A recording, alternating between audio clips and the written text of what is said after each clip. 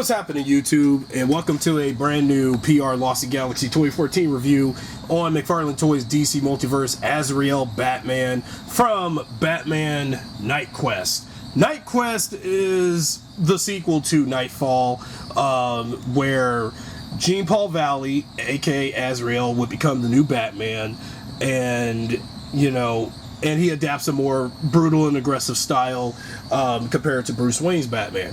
Now, I saw this figure at Walmart for about $24, the same time I got Cyborg Superman, which I'll look into next time.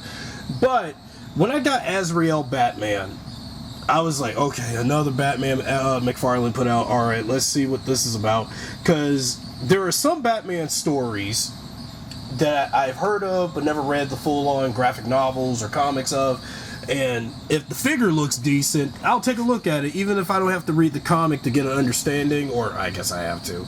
But I've heard about Knightfall and I've heard of Knightquest, and I thought, let me get a hold of this Batman and see what he got, because this looks like yet another huge, big-ass Batman, because due to the cape and due to the amount of McFarlane-style detail. So we're going to take a look at this figure anyway, because he was... he's yet another Batman I found in 2025 somewhere while collecting these figures like madly crazy. So here's the front of the package for Azrael as Batman from Knightquest, with the front of the figure, and then with his name on it from the Knightquest comic, and with that very 90s comic book artwork of Knightquest with Azrael Batman. Because again, now something about this, even when I looked at the back of the packaging, I was like, this Batman looks familiar. Like, it looks a lot like a Batman figure I had from back in the day from the Legends of the Dark Knight line of toys by Kenner. And it kind of does in some ways, but especially looking at, going back to the back again, it reminded me a lot of like this one Batman I had one time from the Legends of the Dark Knight toy line when I was a little kid. In the 90s when Kenner was doing Batman and DC Comics toys then. And I remember, I think I had a Batman figure that had this kind of cowl design just like this. With that being said, let's open up Azrael Batman and what he's got, if he is worth living up to the name of Batman after Bane broke the bat. Alright, everybody, now that we got Azrael as Batman out of the package, he only comes with a few accessories, being your trading card, which is a file card with what this Batman looks like with the comic book render from Knightquest. And here's the back of the package where it talks about Jean-Paul Valley, aka Azrael, and he takes on the mantle of Batman. And here's info about this Batman if you want to pause the video and take a look at it before I continue. So there's that trading card. And then the base stand with your revised classic 80s, 90s DC Comics logo that James Gunn and everybody brought back, because nothing beats that old school DC Comics logo that we millennials remember.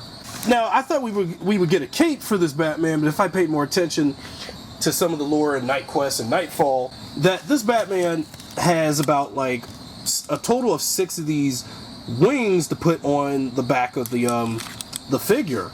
We'll go over pegging on them and figure out where to put them. I think put them on the back of that armored cowl piece. But here's a total of 6 of these things, these wings to put on.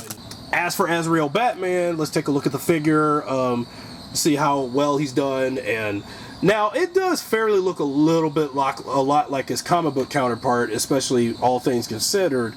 But I think that they took some liberties, McFarlane Toys took some liberties to make this different from the comic book version, but as long as it's still Azrael Batman. And, they had to make the figure look a bit different. I know there is some disappointment, though. I wish it looked a bit more like the comic book version if the figure had, like, the blue around the armored cowl, and then the mask was blue. You can still keep some of the black around it, but the eyes probably should have been red. But I think the reason they didn't want to make it red eyes, because they'll think that this Batman is going to look like a serial killer looking Batman or something. I don't know, but it's like they really should have went with that color scheme. But they chose to go with what they felt, but they still kept the gold. They still kept the gold from the comic book cover, and they still kept some other parts of them. but if the figure should have looked more like the comic book one. That's where I'm kind of let down on with this one. I do like the figure in its presentation when I got it, but it just looked less like the comic book one in some places. I mean, I know they wanted to do something different with the figure, but I just kind of think they should have kept it more close to how it was in the comic as possible. Alright, let's take a look at color palettes and detail. I like the amount of detail they, made it more etched out on the legs and abdomen, groin, and all that, legs and arms. And some of that detailing also going down to the legs and lower legs and feet. So they did that too. And then some of these blades on the legs of the bat suit. Yep, they got that. And now these colors are very reminiscent of Iron Man, because of all the times I want to compare Iron Man and Batman together, because we have a Batman that has a red and gold bat suit, so why not, when you think about Iron Man, all the times Tony Stark as Iron Man always had red and gold armored suits, when he's flying around, doing his thing, talking about shooting pulsar lasers out of his hands, Iron Man, Tony Stark in the Marvel Universe. But this Batman has Iron Man's color scheme. I know I hate to make that Iron Man sucks joke from the Lego Batman movie, but I had no choice. But it has that Iron Man adjacent color scheme, minus the black. And okay, I dig it, but it's just, again, the figure should have again stayed true to the comic book one as possible, with some blue to it. But they chose against it, so again, they had to take some liberty on that. Articulation, time to do that. Okay, abdomen crunch is really done good, even though despite that parts of the armor is, rubber plastic on, rubber plastic here, and rubber plastic on the front of this, rubber plastic on where the shoulders are, and there you go, rubber plastic on the blades on the arms and legs. And okay, his head turns freely well, so no problems on that one. Butterfly joint is a little loose. This is just like my Simon Baz Green Lantern. Butterfly joint on this is a little loose. I don't know why. And also even the arms are a little loose. What's going on? Again, McFarlane's losing the license, I know, because he wants to get really lame with his final year of producing figures. I get it. As for elbow crunch is good, but due to shoulders being blocked off by this armored cowl piece, you're not going to be able to bend the elbows and crunch the arms the way how you would, like you would any other figure. So you would just have his figure, arms be like this and that. So there you go. And then his legs have all this great free movement. So that's a positive I'll give this figure, though, at least. Okay, knee crunch. His knee crunch. Now, the knees are a little thin, but we can make that manage and just, bend those knees and ankle pivot on this leg. And toe articulation, flip that toe. Just like with all the other DC figures. And then this leg, too. See about the free movement of that leg, and then knee crunch there. Okay, and then ankle pivot, toe flip. Okay, now we need to take a look at how we're going to put those clipped wings together, so give me a moment on that part.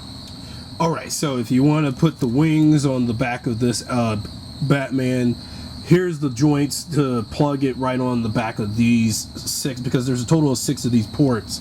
So you gotta plug this on the back of this onto the port, like here. And I know I didn't mean to move them off the base stand, but I'm just trying to demonstrate how to do it. Because there was like a total of 6 of these. I thought he had a cape, but only to find out he had these things to be his wings or cape, because the suit is very mechanical in its presentation. So you're going to get that effect, and you're going to get the look of this Batman by putting all of these on the back, just like how I did the first one. And when you put the other 5 on the back of this, and then bam, you got these blades, these wing blades on Azrael Batman as presented. And also put one more, and oh my god, this looks, I don't know what to make of this Batman, but it looks incredible. Like, really incredible. And this Batman is so effing battle ready. It's awesome. Like, really, really awesome. Highly recommended. Is this one of my favorite figures of 2025? Yes, it definitely is, because given they really actually, well, aside from my little complaints about them not sticking to the color scheme of the comic book one, of the comic book design, but they still kept some stuff that was like in the comic, but it still made it look like a really decent, awesome Batman figure, and I really enjoy it.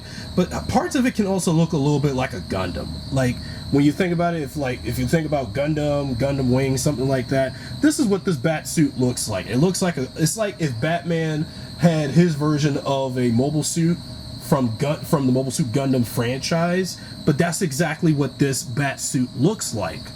And man, this definitely, I'm not sure, based on pictures I took for the figure already, will this make it as the thumbnail for the video, but it's just damn awesome. I really recommend it. So with that being said, despite some nitpicks about the color choice and being different, the figure, while it's still one of my favorite, okay, not to be hypocritical here, this figure is definitely at least a thumb up in terms of the color department. But what makes the figure even more awesome is those bladed wings, so that makes it a 2 thumb up figure for me. And basically, this is definitely one of my favorite DC figures of the year, and one of my favorite action figures I've reviewed and collected in 2025. And let alone me as a diehard Batman fan, definitely one of my favorite figures of the year. So that's it for my review on Azrael Batman from Knightquest by McFarlane Toys. If you enjoyed this video, be sure to subscribe, drop a like, share this video with your friends, and I'll see you guys next time with a brand new review.